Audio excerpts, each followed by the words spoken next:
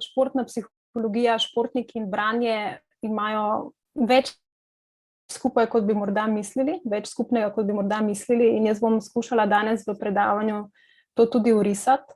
Na kratko se bomo na začetku dotaknili športne psihologije, tudi zato, ker predvidevam, da vam je manj znana, tudi seveda malo novejša veda, ki se pojavlja in tudi ni še toliko razširjena, in je prav, da povemo tudi kako besedo več o športni psihologiji.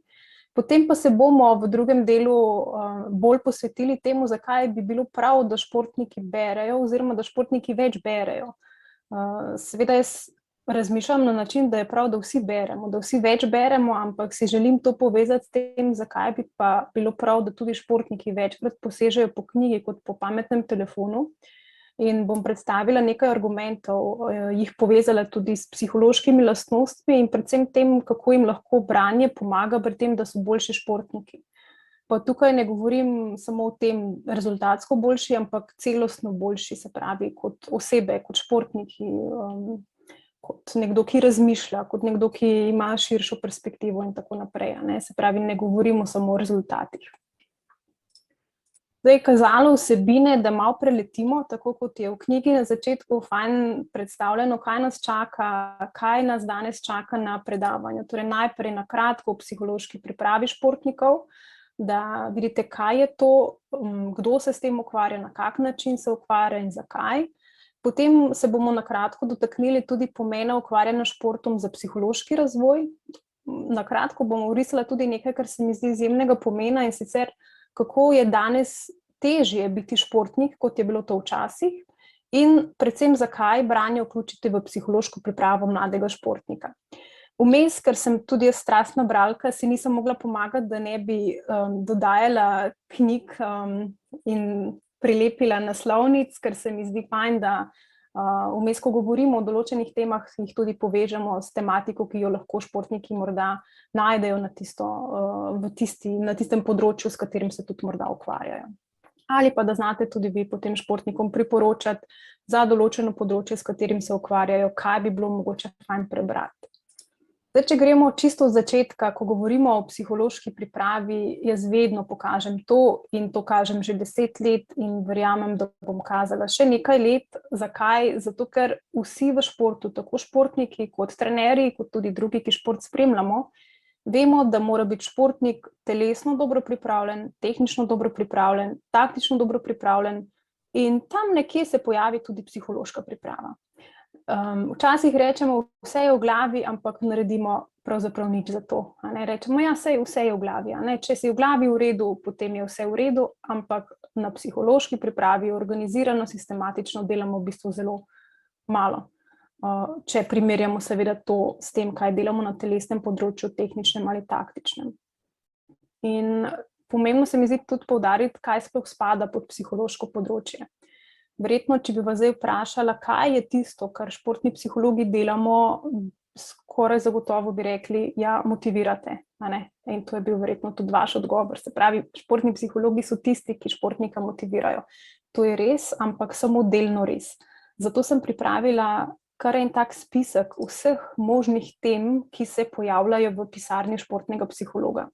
Ker to še zdaleč ni samo motivacija, ampak je marsikaj, tudi mogoče kakšna stvar, za katero bi rekli, to pa ne vem, če sploh lahko povem. Včasih športniki vprašajo, a to ti tudi lahko povem, kaj se mi je zgodilo v šoli, ali pa, a to ti tudi lahko zaupam, kaj se mi je zgodilo s punco, ali pa da sva se sprla. In seveda mi lahko to poveš, ker tudi to, kar se tebi dogaja na drugih področjih, vpliva na to, kako ti treniraš in kako ti tekmuješ.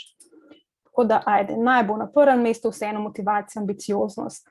Ampak ostala področja, gledajte, koliko jih je. Se pravi, vse to je psihološka priprava športnika, vse to je športna psihologija in vse to se mora poklopiti in za vse to moramo poskrbeti v celostni pripravi športnika. Ni dovolj samo, da je motiviran, verjeti mora vase in to samozaupanje mora biti trdno, ne glede na to, ali doživlja uspehe ali neuspehe. Koncentracija je zelo pomembna. Se pravi, da zna se usmeriti na bistvo in odmisliti druge stvari, ki niso pomembne. Kontrola čustev, da zna kontrolirati strah, jezo, razočaranja, da kontrolira svoje čustvene izbruhe ob neuspehu mogoče, da se zna soočati s stresom. Značajske lastnosti so izjemno pomembne. To, da sledi avtoritetam, da je poslušan, da zaupa trenerju. Hkrati v ekipnih športih se veste, da je tudi zelo pomembno to, da so povezani, da se razumejo, da si zaupajo, da znajo komunicirati. Ne samo šport, ampak tudi obšportno življenje. Ne gre samo za trening, ampak tudi za mnogo stvari, ki jih športniki delajo tudi ob treningu in ob tekmah. Hkrati šola, usklajevanje šolo, delavnost, to, da so se pripravljeni žrtvovati, da so se pripravljeni odpovedati določenim stvarem za to, da bi uspeh dosegli. To, da znajo sodelovati z drugimi, to, da se znajo disciplinirati, da se znajo urnik postaviti, da se znajo organizirati in tako naprej. Skratka, teh lastnosti je zelo, zelo veliko. In na vsem tem športni psiholog dela. Odvisno seveda od športnika, katere stvari bolj potrebuje, katere manj, ampak vse to pa še mnogo kaj drugega, recimo poškodbe, soočanje s poškodbami. Vse življenjske teme, ki jih imamo ljudje, pa mislimo, da jih športniki nekako nimajo. Kdaj mi tudi kdo reče, kaj pa ti delaš športniki, kaj pa imajo oni za problema, vse to, šport pa je nekaj za zraven, ampak športnikom je to osnovni vir preživetja kot služba in seveda imajo velike probleme, imajo velike težave, s katerimi se soočajo, tudi življenjske, tudi športnikom lahko nekdo v družini zboli, umre, izgubijo nekoga pomembnega. Tudi njim se dogajajo stvari, ki se nam dogajajo. Ne smemo razmišljati o športnikih kot o neki super rasi, ki se sooča s stresom brez težav in ki nima nobenih drugih težav kot to, da so izgubili na tekmi. To sigurno ni res. In zdaj, če vse to naštejemo, potem se seveda moramo zavedati, da ne gre samo za rezultat. In to jaz vedno znova poudarjam, predvsem mladim športnikom, včasih nažalost poudarjam tudi staršem, da ne gre samo za rezultat. Seveda je rezultat tudi cilj mojega dela, ko s športnikom sodelujem. Če nismo prišli do rezultata, to pomeni tudi, da verjetno smo nekaj spregledali, da smo delali nekaj drugače, narobe in seveda si to želimo v naslednji sezoni spremeniti. Ampak bolj kot rezultat sam je cilj to, da športnika vzgajamo, da gremo v širino, da celostno pristopamo. In da se zavedamo, da v športu dobimo veliko število različnih psiholoških lastnosti, spretnosti, ki jih morda drugje ne bi dobili.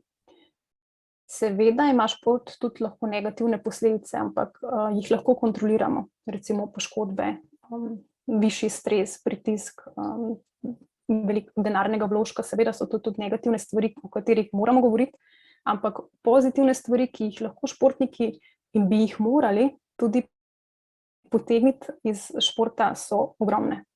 In o tem bomo tudi danes še malo več govorili. Zdaj, če se malo na kratko, ne bomo na dolgo, ampak res na kratko dotaknemo tega, kaj pa pravzaprav je to, o čemer jaz govorim. Če govorimo o mladih športnikih, mladostništvo je zelo zahtevno obdobje. To se verjetno tudi sami spomnite svojega mladostništva. Gre za stvari, ki jih prvič doživljaš. Pred mlade je v bistvu postavljeno mnogo izzivov, gre za prehod iz otroštva v odraslost in to obdobje je negotovo, je drugačno, je nekaj nepričakovanega, je nekaj, kar ne veš, kako bo izgledalo in seveda se v tem obdobju marsikaj spremeni in tako je seveda tudi prav. In zmedenost, uporništvo ali pa iskanje samega sebe, kot pogosto rečemo, je v tem obdobju nekaj, kar spada zraven. In če pogledamo po različnih področjih, nam šport lahko nudi ali pa omogoča neko boljše soočanje z vsemi temi psihološkimi razvojnimi nalogami, ki nas v mladostništvu čaka. Naprimer na telesnem področju. Telo se spreminja in kar naenkrat postaja drugačno, mogoče takšno, ki ga ne želiš, ki ti ni všeč. Predvsem punce, mladostnice, najstnice se s tem zelo težko soočajo. In naloga, seveda razvojna naloga je, da ti svoje telo sprejmeš, da ga obvladaš. Najpogostejša mladostniška reakcija seveda je to, da se ne sprejemaš, da ti to ni všeč, da si negotov, da si tudi nekoordiniran. In zahteve, pričakovanja v športu so to, da jih obvladaš, da si zanesljiv, da se lahko računa nate, da je telo sredstvo, kako ti prideš do nekega uspeha v športu. Na področju odraslosti, seveda odraščanja, je cilj, da se osamosvojijo na vseh področjih. In mladostnik se bo osamosvajal na silo, na hitro, mogoče z nespoštovanjem avtoritet odraslih, in v športu se zahteva ravno to, da sledijo, da ubogajo, da so poslušni, da se podredijo avtoriteti. Kar se tiče vrstnikov, naloga je, da pripadajo eni skupini, da se nekaj najdejo, da so sprejeti, da so priljubljeni. In v športu pa v bistvu želimo, da so oni v tej skupini sposobni tudi dobro delati, da niso odvisni od njih, da lahko rečejo, ne, jaz se pa s tem ne strinjam, jaz pa ne grem danes z vami na žur, zato ker imam jutri tekmo. In zahtevamo od mladega športnika, da je v bistvu sposoben reči ne in se podrediti nekim drugim ciljem. Na področju vrednot je podobno, se pravi, želimo, da se mladi odločijo in izpostavijo neke svoje vrednote, ne da veliko eksperimentirajo, da tuhtajo, kar je seveda normalno v tem obdobju. In v športu je jasno postavljeno, kaj je v redu in kaj ni, kaj je vrednota in kaj ni, kaj je pomembno, zakaj se trudimo in zakaj ne. In spet jim tukaj, kot da jim kaže neko pot, po kateri lahko grejo. Kar se tiče prostega časa v mladostništvu, vse bi radi užili, vse pa še več, če bi se dalo. In v športu to pravzaprav ni možno. In tam se zgodaj začnejo učiti, da se je potrebno nekaterim kratkoročnim užitkom odpovedati, se jim odreči, zato da bi dosegal nekaj več, nekaj, za kar delaš, in to je zelo pomembno. V šoli podobno se dogaja, da so višje zahteve, in v športu to, kar se od njih zahteva, je mir, da znajo spostaviti neko mejo, da se znajo koncentrirati zdaj na šolo, zdaj na šport. Skratka, tudi tukaj jim šport pomaga pri tem, da lahko lažje rešijo psihološke naloge, ki jih v tem obdobju čakajo. In hkrati, kot so kot mladostniki boječi, odlašajo, se umikajo vase, so apatični, se v športu spet zahteva, da so aktivni, da so samozavestni, da so pogumni, da si upajo. Skratka, šport v mladih letih od njih zahteva ravno to, kar jim je v tistem trenutku morda težko. In jih s tem tudi pripravlja na to, kar jih morda kasneje čaka. Kar se mi zdi še zelo pomembno poudariti, je tudi to, da naši mladi športniki trenutno imajo kar težko nalogo. Zakaj težko nalogo? Zato, ker v nasprotju s svojimi starši ali pa celo starimi starši jih danes čakajo kar ene velike spremembe. Ta vsesplošen napredek in razvoj je seveda prinesel zelo veliko znanja, zelo veliko novih strategij, treniranja, boljše pogoje, boljšo opremo in tako naprej, ampak je hkrati prinesel tudi višje zahteve in več pritiska. In športnik se seveda s tem nekako mora soočati. Naprimer, konkurenca je danes višja, večja, kot je bila včasih. Cilji so zelo pomembni. So višji, rezultatski, finančni, poklicni. Če boste danes vprašali mlade športnike, zakaj se ukvarjajo s športom, je zato, da bodo uspeli, zato, da bodo od tega živeli večinoma, kar pomeni, da so tudi zelo zunanje motivirani v nasprotju s prejšnjimi generacijami, ki so gojile precej več notranje motivacije. Zato, da danes uspeš, pa pač ni dovolj, da samo treniraš. Včasih je to bilo dovolj. Danes pa potrebuješ še strokovnjaka za prehrano, pa za kondicijo, pa za psihologijo, pa fizioterapijo, pa zdravnika in tako naprej. Se pravi, danes vsi vse to delajo, kar pomeni, da če ti tega ne počneš, potem imaš že v osnovi verjetno manjšo možnost, da boš uspel. Starši včasih se niso pretirano ukvarjali s tem, ti greš na trening ali ne greš, to je bilo nekaj, kar je tvoje. Če nisi šel, pač nisi šel. Danes so starši vpleteni oziroma zelo ali celo včasih preveč vpleteni v šport, kar pomeni, da brez njih se pravzaprav šport sploh ne bi mogel izvajati. Mediji včasih so športniki le tu pa tam videli uspešne športnike, ali v časopisu, ali morda kdaj v živo.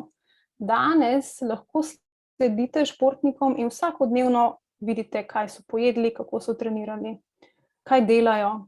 Se pravi, ta socialna omrežja nam danes omogočajo zelo veliko nekega stika, ki pa seveda, kot odrasli vemo, ni nujno tudi realen.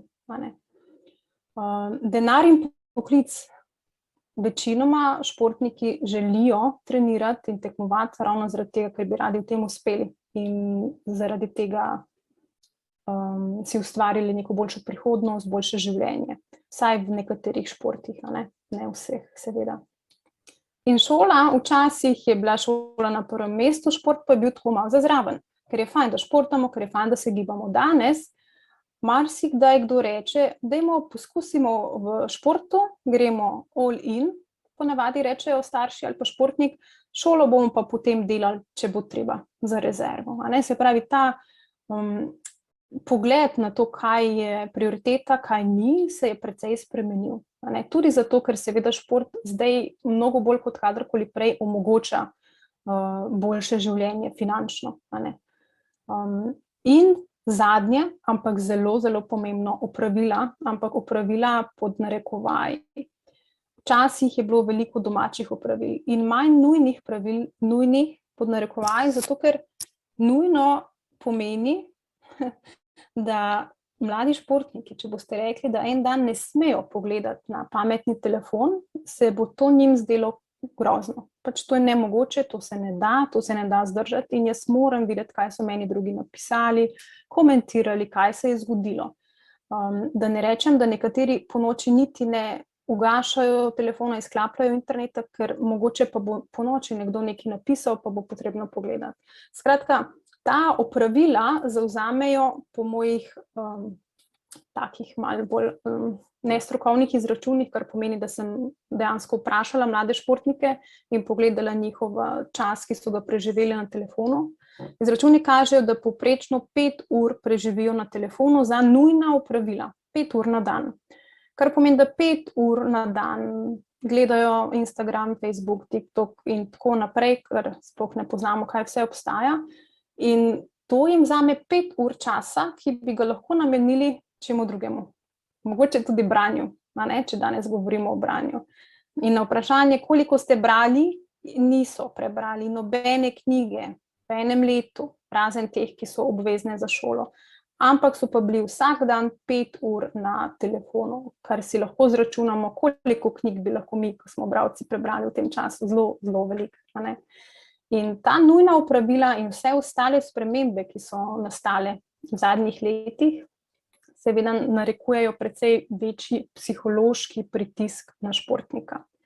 V 5 urah na socialnih omrežjih se lahko primerjaš z velikim številom športnikov, uspešnih ljudi, bogatih ljudi, ki imajo takšne in drugačne pogoje, in to seveda vpliva na tvoje psihološko doživljanje, na obremenjevanje, na občutke jeze, nemoči, apatije.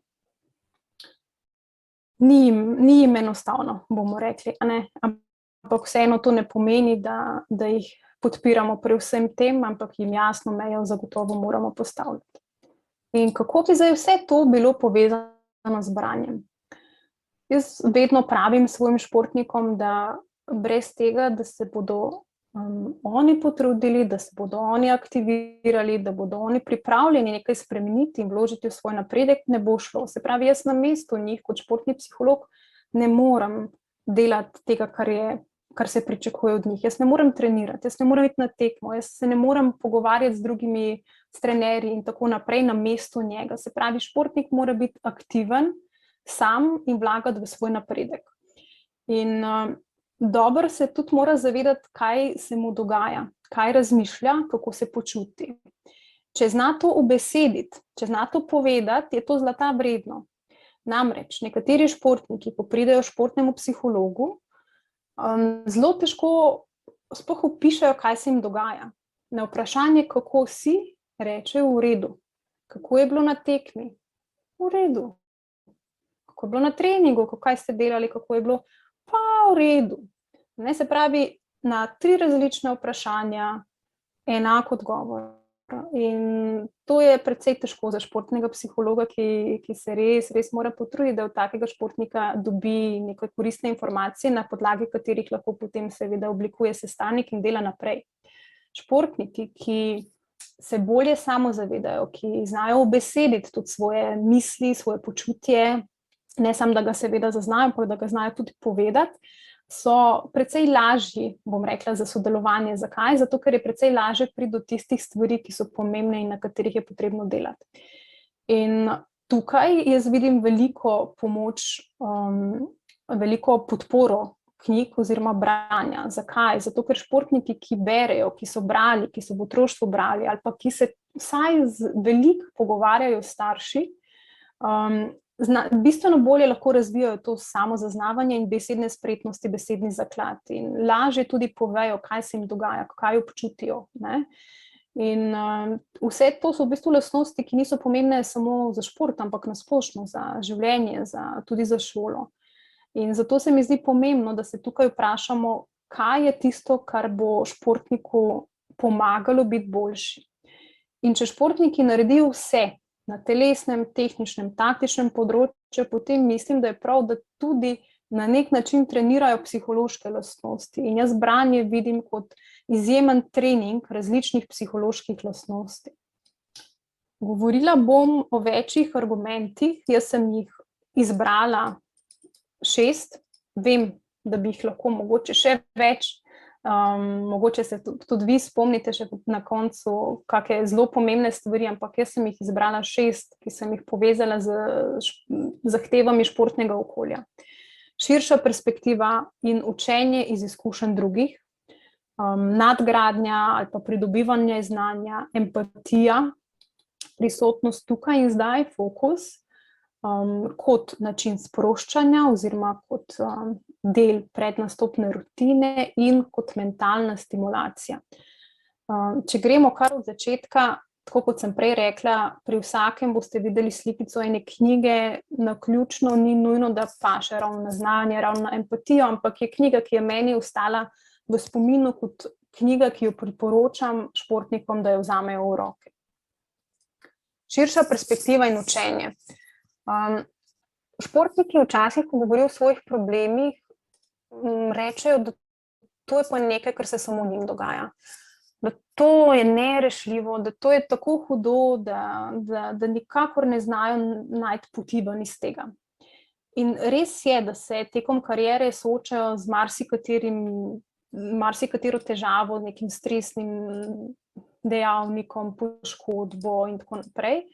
Ampak tukaj, da pa se to samo njim dogaja, tukaj pa nimajo prav. Se pravi, gre za stresno okolje, gre za veliko število stresorjev, ki lahko seveda povzročijo padec motivacije, padec samozavesti, občutke nemoči in en tak občutek, da to, kar se mi dogaja, je nemogoče rešiti. In to so lahko ali izpadi iz ekipe, težave z usklajevanjem šole, športa, konflikti s trenerjem, slabi rezultati, konflikti doma s starši. In takrat se počutijo zelo sami, zelo nemočni.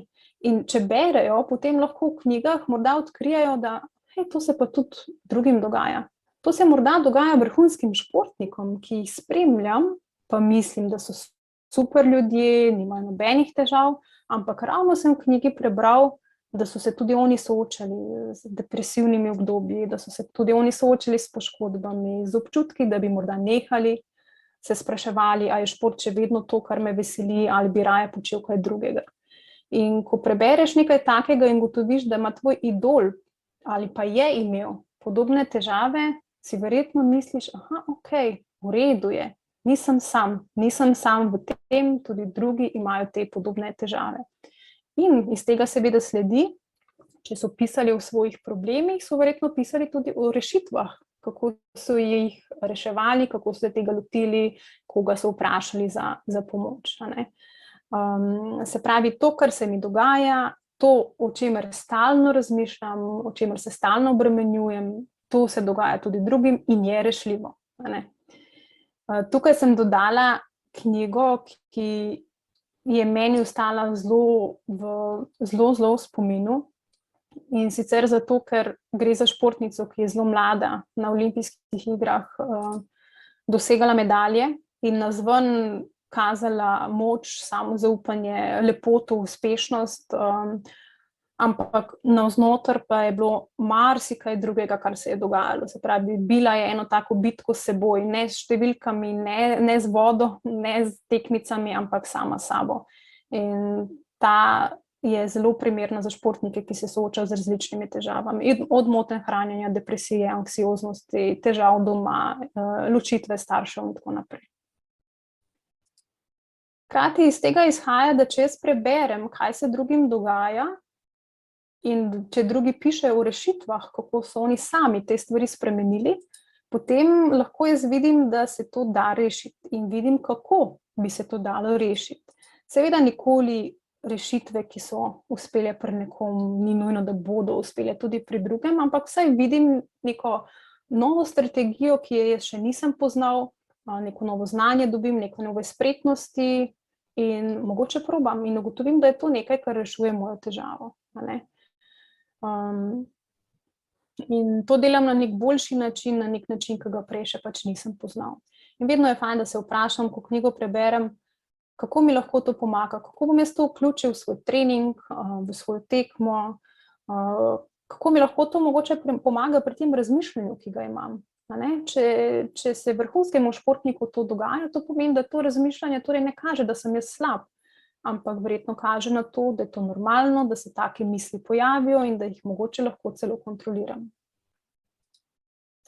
Tukaj dodajam knjigo Zakaj spimo, ki dobesedno bi pasala vsem v smislu znanja, ki ga dobijo. Najbolj v spominu mi je ostalo, da za športnike je spanje najboljši doping. Ne samo za športnike, ampak v bistvu za vse. Se pravi, v spanju se zgodi toliko različnih stvari, ki bistveno vplivajo na naše dojemanje, na naše razmišljanje, čustvovanje, tudi na regeneracijo mišic in tako naprej. Se pravi, spanje je izjemno pomembno. Sploh v mladostništvu, ko mladi zares malo spijo in s tem nevede sami sebi delajo zelo, zelo veliko škodo. Empatija kot sposobnost življenja v drugega, razumevanja njegovih čustev, misli, počutja. Zdaj, če se športnik bolje samozaznava, kar pomeni, da bolje vidi, kaj se mu dogaja, kakšno je njegovo notranje dogajanje, je to ena stvar. Ampak pri empatiji pa gre za to, da je sposoben tudi razumeti, predvideti, sočustvovati z nekom drugim. Se pravi, jaz lahko razumem, vidim, kaj se tebi dogaja, in lahko te pri tem podpiram. Se pravi, občutljiv sem za tvoje občutke, za tvoje misli in tako naprej. Zdaj, branje nam to ravno omogoča. Se pravi, jaz lahko stopim v čevlje nekoga drugega, jaz ga lahko razumem, jaz se lahko živim njegovo situacijo. Jaz si lahko predstavljam osebo, zgodbo, ki se razpleta v knjigi pred mano, ker si sama ustvarjam sliko na podlagi pisane besede. In tako seveda si vadim spretnost predstavljanja. To delamo, ko beremo. V nasprotju, naprimer, ko gledamo film, tam si sami ne ustvarjamo zgodbe, ampak nam je zgodba pravzaprav servirana. Ne ustvarjamo podobe sami, tako kot pri branju, ko aktivno ustvarjamo zgodbo. In zato tudi včasih dve različni knjigi oziroma dve različne osebi eno knjigo vidita popolnoma drugače, kar je prav in ravno to želimo. In pri filmih smo pa mogoče malo tega oropanja, ker ne gre za to, da mi vplivamo na to, da se to oropa naše interpretacije, naših podob in nam v bistvu vsili eno resničnost. Ne vem, kako je pri vas, jaz sem vedno zelo, zelo razočarana, ko po knjigi gledam film, tako da eno malo priporočilo ne delati tega, zato ker tisto, kar si ti predstavljaš in ko si ti popolnoma navdušen na knjigo, nekdo drug je to drugače razumel in bo drugače predstavil. Zakaj govorimo o predstavljanju? Zato, ker je to v športu izjemno cenjena spretnost in jo tudi učimo. Predstavljanje oziroma vizualizacija ste mogoče bolj pogosto slišali. Gre za to, da si športnik sam sebe predstavlja na treningu, na tekmi, na tekmovališču, predstavlja si, kako dobro nastopa, kako pravilno izvaja gibe, pri tem uporablja vse čute, ne samo vid, se pravi, ne samo, da jaz vidim, kako bom dal gol, ampak jaz si predstavljam svoje gibanje, jaz si predstavljam podaje, predstavljam si, kako držim žogo, lopar, karkoli že. Čutim v mišicah napor, bolečino, hkrati si predstavljam tako, kot da bi bilo to v živo. Kot se zjutraj zbudim in ne vem, a so bile to sanje, je bilo to res. Se pravi, tako živo predstavljanje pomeni, da športnik je res spreten v tej tehniki. Zakaj pa to delajo? Zato, da bi jim to pomagalo pri boljši izvedbi na tekmi. Seveda, se pravi, če jaz pred tekmo vidim večkrat, ponovim svoje gibanje, potem tudi bolj verjamem, da sem to na tekmi dejansko sposobna narediti. Zato, ker vem, kaj moram narediti. In to je pa tudi koncentracija. Se pravi, jaz vem, kaj moram narediti, recimo, kakšno gibanje moram uporabiti, kam moram iti, kako se moram odkrivati, kje moram sprejeti žogo, naprimer. In hkrati verjamem, da to lahko naredim, ker to sem naredila v mojih mislih.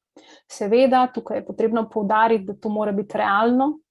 Naprimer, ne morem si predstavljati nekaj, kar nikoli nisem naredila, kar ni mogoče, oziroma popraviti se moram, jaz si to lahko predstavljam, ob tem se zelo dobro počutim, ampak za tekmo mi pa to nič ne pomaga.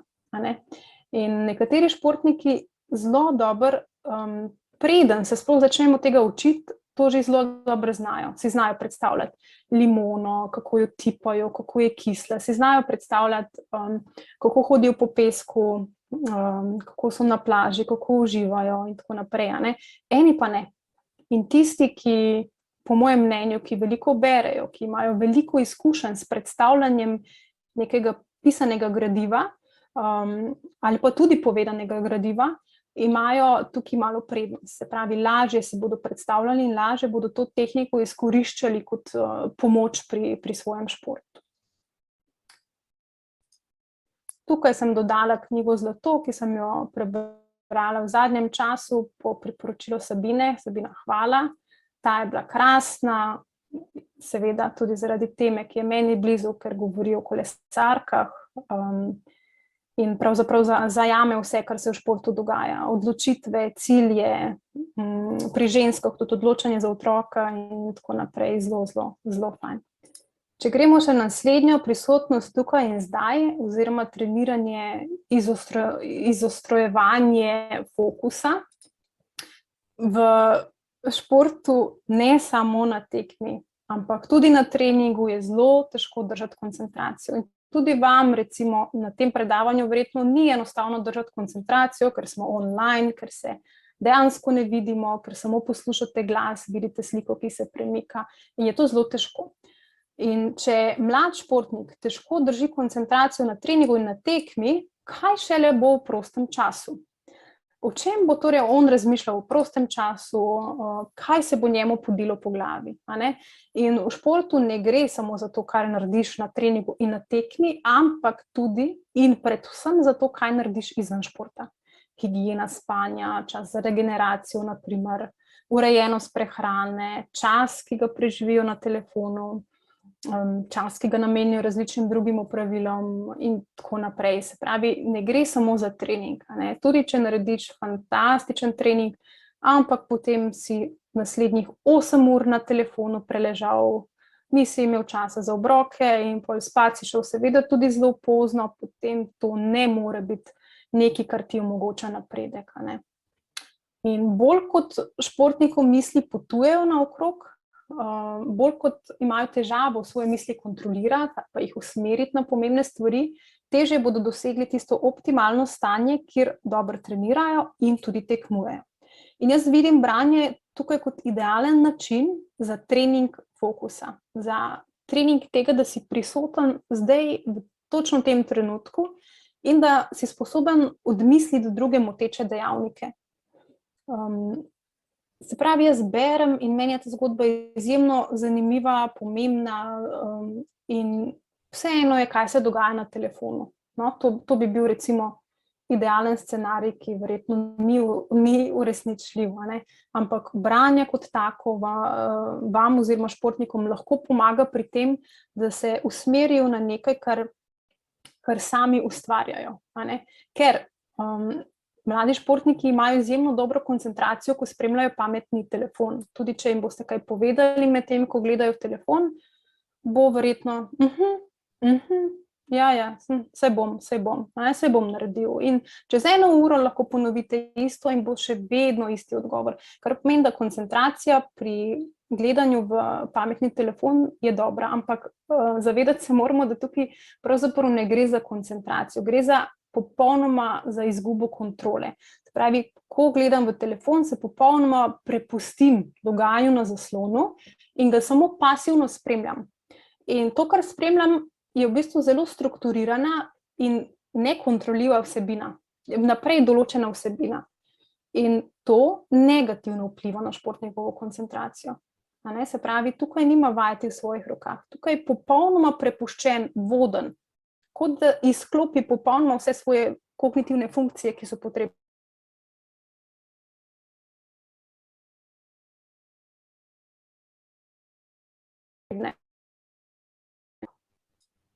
Tukaj dodajam 2 knjigi.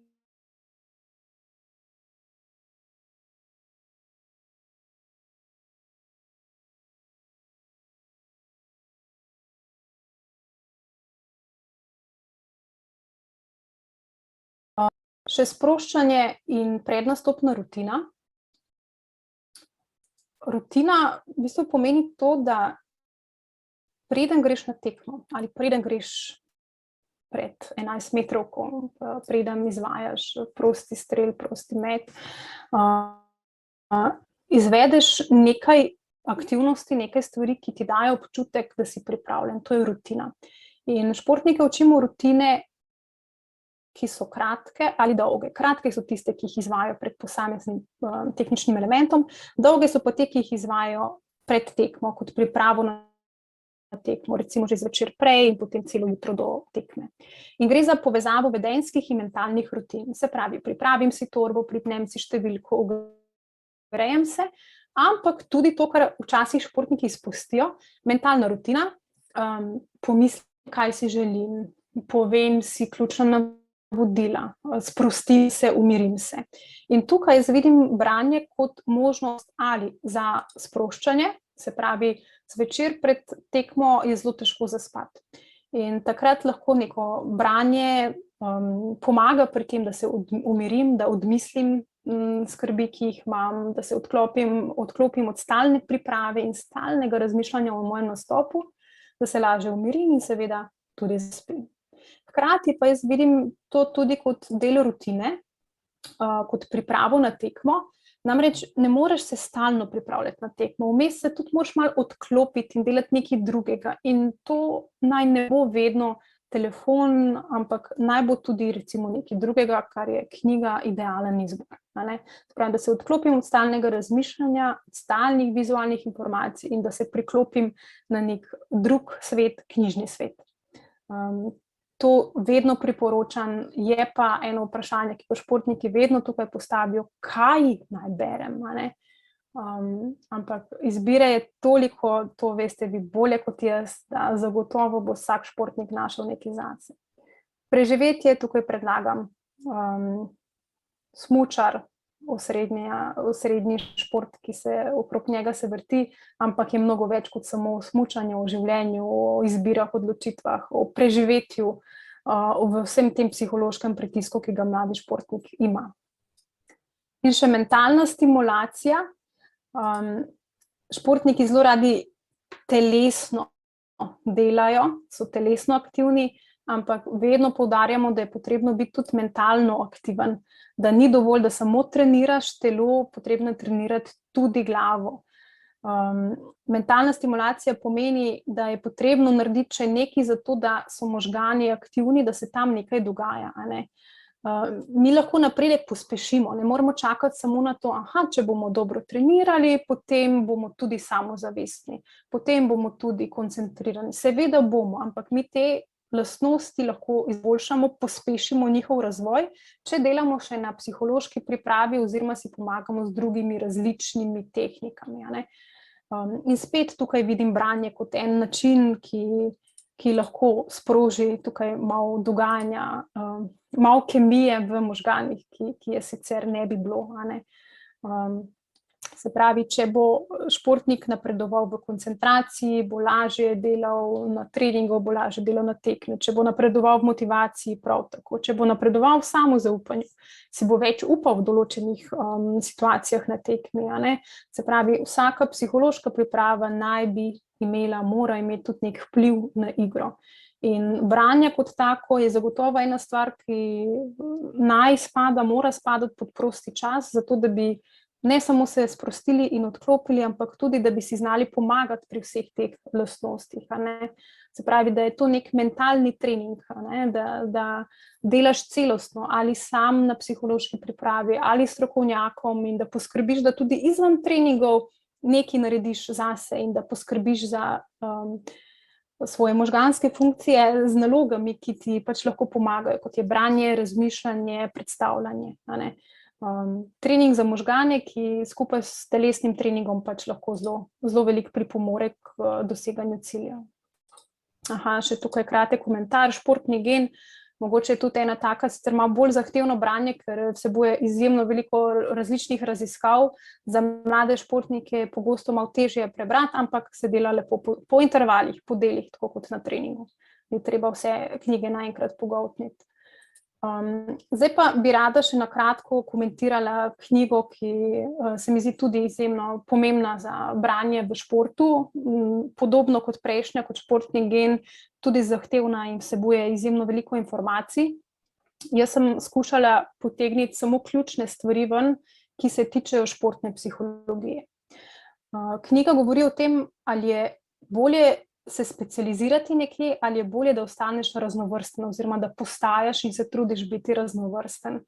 In seveda prva stvar, na katero pomislimo, ko to povežemo s športom, je tudi prva stvar, na katero je avtor pomislil, ko je pisal to knjigo in tudi začel s tem, kdaj se specializirati v šport. A začeti zgodaj, a začeti z določenim športom takoj, ko začneš z gibanjem pri 3., 4. letu ali kasneje.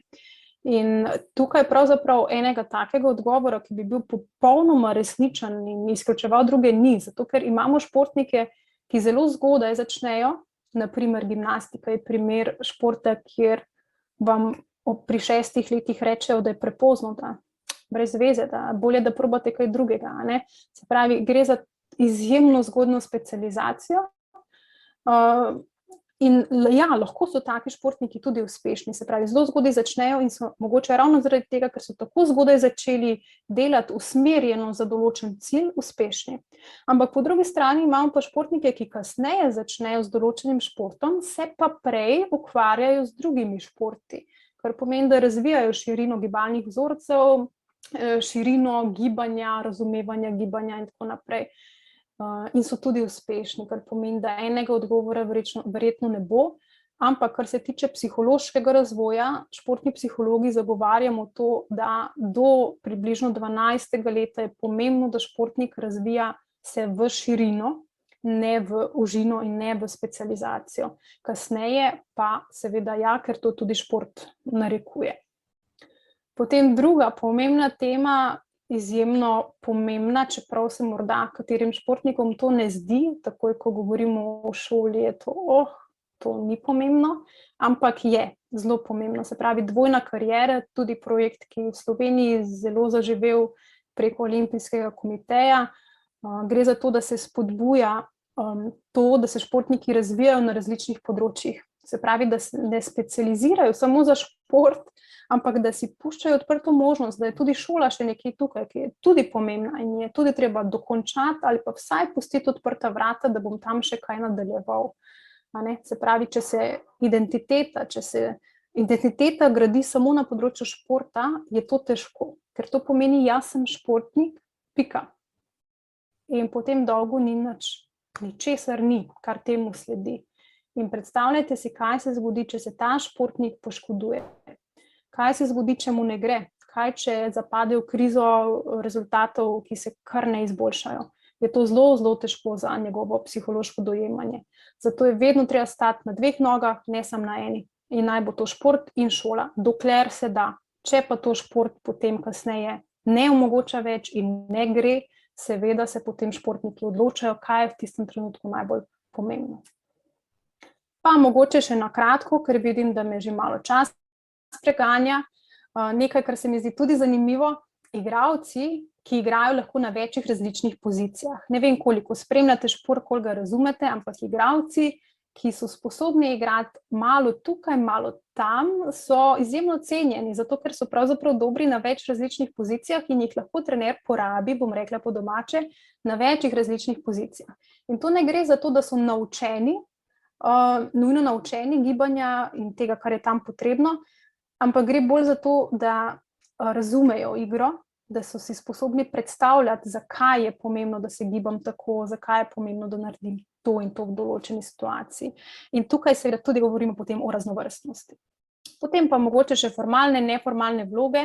To pa pomeni, da vsak igralec, vsak športnik ima formalno vlogo, se pravi, ali je golman, ali napadalec, ali branilec in tako naprej. Ampak igrajo pa tudi še kar nekaj neformalnih vlog, ki so lahko določene, ponavadi pa niso določene, ampak jih prevzamejo sami. Ali so tisti, ki spodbujajo, ali so tisti, ki so dvorni norčki, ki se vedno hecajo, pa razbijajo malo neko negativo, ali so tisti, ki umirjajo in tako naprej. In včasih se trenerji odločajo, koga bodo izbrali, pa potem izberejo tistega, ki jim lahko več da tudi na tem psihološkem področju, ne samo na telesnem, tehničnem in taktičnem. Tako da tudi tukaj gre moj glas za raznovrstnost in bolj se nagibam k raznovrstnosti kot pa k specializaciji, razen na določenih področjih, kjer je to nujno za uspešno delo. Zaključna misel je ta, o kateri sem že govorila. Če naredimo vse, da bi izboljšali svoje telesne, tehnične, taktične lastnosti, potem je prav, da enako naredimo tudi na področju psiholoških lastnosti. In če je branje tisto, kar nam lahko tukaj pomaga, je potrebno to tudi izkoristiti. Še to, Sabina, se opravičujem.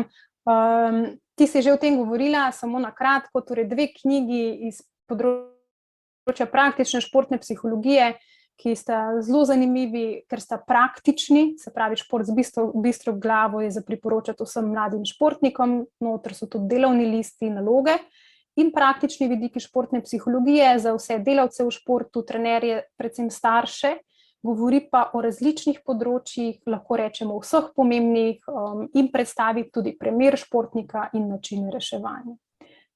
Tukaj pa zaključujem, hvala lepa za vašo pozornost.